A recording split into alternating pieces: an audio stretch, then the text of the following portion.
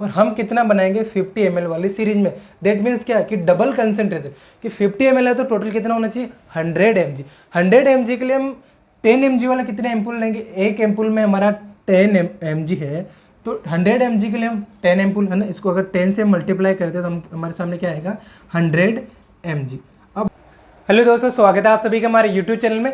इस लेक्चर में हम डिस्कस करेंगे मॉर्फिन इन्फ्यूजन के बारे में कि मॉर्फिन का इन्फ्यूजन कैसे बनाते हैं, 1:1 रेशियो क्या होता है, 1:2 रेशियो क्या होता है, 1:3 रेशियो हम कैसे बनाते हैं, पूरा डिटेल से डिस्कस करेंगे। बने रहिए वीडियो के एंड तक। स्टार्ट करते हैं आज का लेक्चर। तो कोई भी इन्फ्यूजन बनाने के लिए सबसे पहले जो इंपॉर्टेंट थिंग्स होती है वो ये है कि कौन कौन से हम कंपोनेंट वहाँ पे यूज करते हैं। तो मॉर्फिन का इन्फ्यूजन बनाने के लिए कौन कौन से कंपोनेंट हम यूज करते हैं पहले एक बार वो राइट डाउन कर लेते हैं, उसके बाद में डिटेल से डिस्कस करेंगे। तो सबसे पहले जो हम कंपोनेंट यूज करते हैं वो होता है नॉर्मल सलाइन, जो कि एज ए डाइल्यूएंट हम वहाँ पे यूज करते हैं सॉल्यूशन के रूप में। 0.9% वाला हम लेते हैं जो कि एक आइसोटोनिक सॉल्यूशन होता है। सेकंड थिंग जो हम यूज करते हैं वो होता है मॉर्फिन, है ना। जो भी आपके पास सप्लाई में मॉर्फिन आ रहा है, अगर एम्पूल आ रहा है या जो भी वाइल आ रही है ना, तो वो यहाँ यूज करेंगे। और थर्ड थिंग हम यूज करेंगे जिस भी सिरिंज में हम बनाएंगे ना, जैसे आपके पास कौन सा इन्फ्यूजन पंप है, 50 cc वाला सप्लाई में है या 20 cc वाला, उसके अकॉर्डिंग हम सिरिंज यूज करेंगे, है ना। तो 50 cc या 50 ml का सिरिंज हम वहाँ पे यूज करेंगे, या हमारे पास जो 20 cc और 20 ml वाला सिरिंज होता है वो यूज करेंगे। तो 3 मेन कंपोनेंट होने चाहिए हमारे पास। पहला तो नॉर्मल सलाइन हो गया हमारा, सेकंड मॉर्फिन, और थर्ड वन हमारा डिस्पोजेबल सिरिंज अकॉर्डिंग टू यार जो इन्फ्यूजन पंप होता है उसके अकॉर्डिंग। नाउ मॉर्फिन के जो एम्पूल होता है और जो वाइल होती है वो डिफरेंट कंसंट्रेशन वाले होते हैं ना। बहुत सारे हॉस्पिटल सप्लाई में अलग कंसंट्रेशन का हो सकता है, बहुत सारे हॉस्पिटल अलग कंसंट्रेशन का होता है। तो ये मस्ट है आपको कि इन्फ्यूजन बनाने से पहले उस पर क्या लेबल करके वो रीड आउट करना ही है। ये जो भी हमारे लेक्चर है मॉर्फिन के इन्फ्यूजन से रिलेटेड या जो भी फ्यूचर में आने वाले लेक्चर है इन्फ्यूजन से रिलेटेड, ये ओनली स्टडी पर्पज के लिए, आपके लर्निंग पर्पज के लिए, जो भी एरर देखा जाता है उसको करेक्ट करने के लिए है ना। तो इन सब का मिसयूज नहीं हो, और आप जो भी इन्फ्यूजन बना रहे हैं वो एक बार लेबल रीचेक करके ही बनाए, है ना। तो जो मॉर्फिन का जनरली इन्फ्यूजन देखा जाता है सप्लाई के अंदर, तो एम्पूल होता है वो समटाइम 10 mg पर ml का भी आता है, इसका 15 mg पर ml का भी आता है। जो इसका कंसंट्रेशन होता है मॉर्फिन का ml के अंदर जो एम्पूल में आता है डाइल्यूटेड, वो 20 mg पर ml भी होता है। और इसकी जो वाइल आती है, वाइल इसकी 20 mg की भी देखी जाती है और 50 mg, है ना, 50 mg इन 10 ml। तो वो देखना आपको कि एग्जैक्टली क्या लिखा है। ये बिल्कुल सिंपल थिंग्स है, बट आपको देखना है कि लेवल क्या है। ये चीज़ आपको देखने के बाद किस प्रकार से प्रिपेयर करते हैं वो हम डिटेल से डिस्कस करेंगे। तो सबसे इंपॉर्टेंट थिंग्स क्या हो गई कि मॉर्फिन का जो लेवल है वो क्या है। नाउ अब रेशियो देखते हैं कि 1:1 रेशियो किससे बनेगा। 1:1 मीन्स वही बात होगी कि 1 ml equal to 1 mg of morphine. तो उसे हम क्या बोल देंगे 1:1 रेशियो।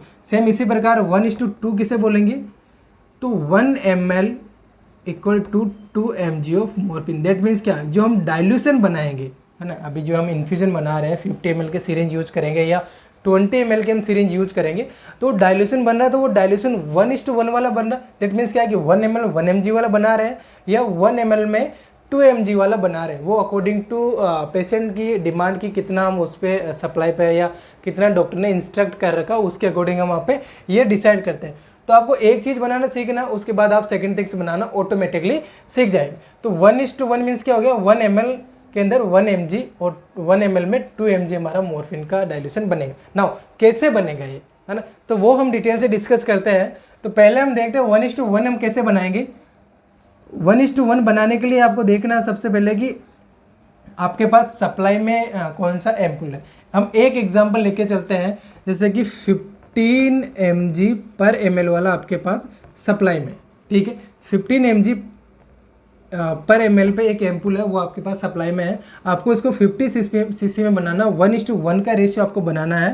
तो अब आप कैसे बनाएंगे, है ना, ये हमारे सामने क्वेश्चन आ गया। तो देखो 1:1 बनाना, दैट मीन्स कि 50 mg से ज़्यादा तो हम लेंगे नहीं। क्यों, क्योंकि हमारे पास 50 ml वाली सिरिंज ही है, और 1:1 की बात करें दैट मीन्स कि हमें 50 mg ही लेना।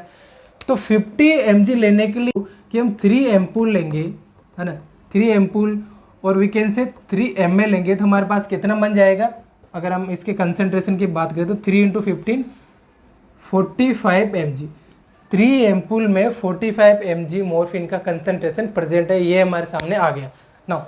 अब हमें इसमें कितना NS लेना है, क्योंकि 45 का बनेगा, अगर हमने 4 एम्पूल ले लिए तो वो 60 mg हो जाएगा, तो वो 60 ml में डाइल्यूट करना पड़ेगा, जबकि हमारे पास सिरिंज हम 50 cc की ले रहे हैं, इसलिए हम अप्रोक्सीमेट 45 mg वाला ही बना रहे हैं 3 एम्पूल यूज करके, चीज़ को समझना, ठीक है।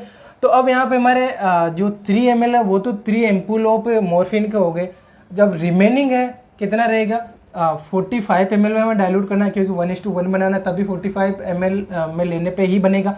तो 3 ml हमारे पास ऑलरेडी है जो एम्पूल में आया मॉर्फिन के में, तो रिमेनिंग जो भी 42 ml है, प्लस हम यहाँ पे क्या करेंगे 42 ml ऑफ नॉर्मल सलाइन यहाँ पे लेंगे। तो 42 ml नॉर्मल सलाइन का हो गया, 3 ml मॉर्फिन के एम्पूल का हो गया, तो 42 + 3 टोटल मिला कितना हो गया हमारा, लास्ट में क्या आएगा कि 45 mg हमारा 45 ml में डाइल्यूटेड है, 45 mg 45 ml में डाइल्यूटेड है। अगर हम पर्टिकुलर बात करें तो 1 mg 1 ml में डाइल्यूटेड है, क्या निकल के आ रहा है हमारे सामने 1 mg पर ml में डाइल्यूटेड है, ये हमारे सामने डाटा निकल के आ रहा है। तो 1 mg 1 ml डाइल्यूटेड है, या 1:1 का मतलब यही होता कि 1 ml में 1 mg डाइल्यूटेड।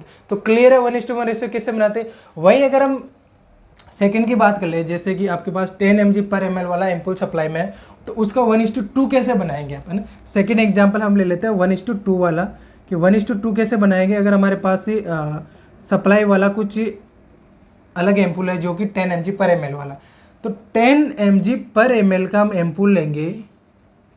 अब हमको बनाना है 1:2, दैट मीन्स क्या है कि 1 ml में 2 mg होना चाहिए, और हम कितना बनाएंगे 50 ml वाली सीरीज में, दैट मीन्स क्या कि डबल कंसंट्रेशन, कि 50 ml है तो टोटल कितना होना चाहिए 100 mg। 100 mg के लिए हम 10 mg वाला कितने एम्पूल लेंगे, एक एम्पूल में हमारा 10 mg है, तो 100 mg के लिए हम 10 एम्पूल है ना, इसको अगर 10 से मल्टीप्लाई करते हैं तो हम हमारे सामने क्या आएगा 100 mg। अब 100 mg हो गए, बट 100 mg के साथ साथ उन एम्पूल का जो सॉल्यूशन है ना, जो उसका लिक्विड वाला पार्ट है वो कितना हो जाएगा, वो हो जाएगा हमारे सामने 10 ml, क्योंकि 1 ml में 10 mg है तो 10 ml में 100 mg होगा। समझ पा रहे चीज़ को। तो अभी हमारे सामने क्या आ गया कि 10 ml के अंदर 100 mg हमारे सामने आ गया। नाउ हमें बनाना है 50 ml में 50 cc में, तो हम टोटल कितना लेंगे, क्योंकि 10 ml हमारे पास ऑलरेडी मॉर्फिन का जो कंसंट्रेशन वाला डाइल्यूएंट है वो हमारे सामने आ गया। तो अब यहाँ पे हम क्या करेंगे 40 ml NS यूज करेंगे, क्योंकि 10 + 40 करेंगे तभी 50 ml बनेगा। 50 ml ही हम बना रहे 50 cc वाली सीरीज में।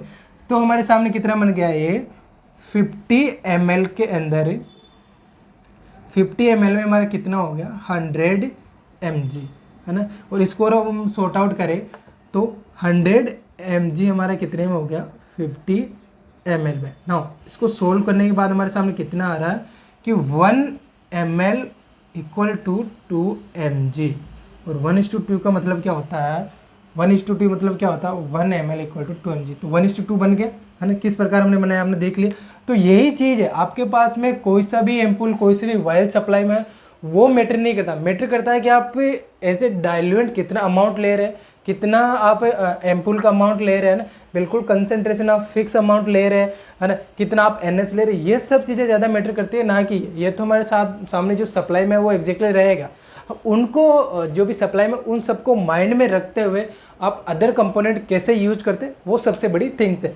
तो ये हमारा बन गया 50 ml। एक 10 cc में बनाते हैं जो कि जनरली एपिड्यूरली यूज किया जाता है, तो वो किस प्रकार बनाएंगे। अगर हमारे पास एम्पूल है, हमारे पास 15 mg वाला एम्पूल सप्लाई में है जो कि पर ml है ना, मतलब 1 ml में 15 mg मॉर्फिन का कंसंट्रेशन वाला एम्पूल हमारे पास सप्लाई में है। हमें बनाना है 5 ml या 10 cc वाली सीरीज में। तो अगर हम 5 cc की बात करें है ना, तो 5 cc की सीरीज या 5 ml की सीरीज की बात करें तो यहाँ पे हमारे सामने 1:3 रेशियो बन के आएगा, जो कि अभी हम बना रहे हैं। तो हम यहाँ पे क्या करेंगे 15 mg लेंगे जो कि 1 ml में डाइल्यूटेड है, और हमें बनाना है 5 cc या 5 ml में, तो 1 ml ऑलरेडी हमारे पास है, तो यहाँ पे हम 4 ml क्या ले लेंगे NS लेंगे। यहाँ पे जो भी आप NS ले रहे हो वो स्ट्राइल होना चाहिए। तो 1 ml + 4 ml कितना हो गया हमारे सामने 5 ml। अब 5 ml में टोटल कितना डाइल्यूटेड है 15 mg। 5 ml क्यों, क्योंकि 5 cc वाली 5 ml वाली हम सीरीज यहाँ पे यूज करते हैं, समटाइम बोलस देने के लिए ये यूज किया जाता है। तो हम 5 cc वाली सीरीज में ये बना रहे हैं। तो 5 ml में कितना हो गया हमारा 15 mg। तो पर ml में निकाले तो कितना आएगा हमारा, पर ml में यहाँ पे आ जाएगा 1 ml equal to 3 mg। That means क्या, 1 ml इक्वल टू 3 mg को हम क्या बोल सकते हैं, 1:3 रेशियो, है ना, 1:3 वाला बन गया। तो 1:2 कैसे बनता है, 1:3 कैसे बनता है, 1:1 कैसे बना, तीनों चीज़ें हमने देख लिया ना। बिल्कुल आसान है। सबसे जो इम्पोर्टेंट थिंग्स है कि इनका डाइल्यूशन कैसे बनाना, वो मेन इंपॉर्टेंट थिंग्स है। और आप किस सीरीज में बना रहे हैं ना, वो सबसे इंपॉर्टेंट है। 50 cc बना रहे हैं, 20 cc बना रहे हैं, या 5 cc बना रहे हैं, या 10 cc वाले 10 ml वाले सीरीज में बना रहे हैं, सबसे इंपॉर्टेंट थिंग्स वही है ना। तो इन सब चीज़ों का आपको माइंड में रखना। तो ये आज का हमारा मॉर्फिन से रिलेटेड लेक्चर हो गया। इसमें आपको किसी प्रकार का डाउट है तो आप हमें कमेंट करके बता सकते हैं। बाकी बने रहिए हमारे यूट्यूब चैनल में। Thank you.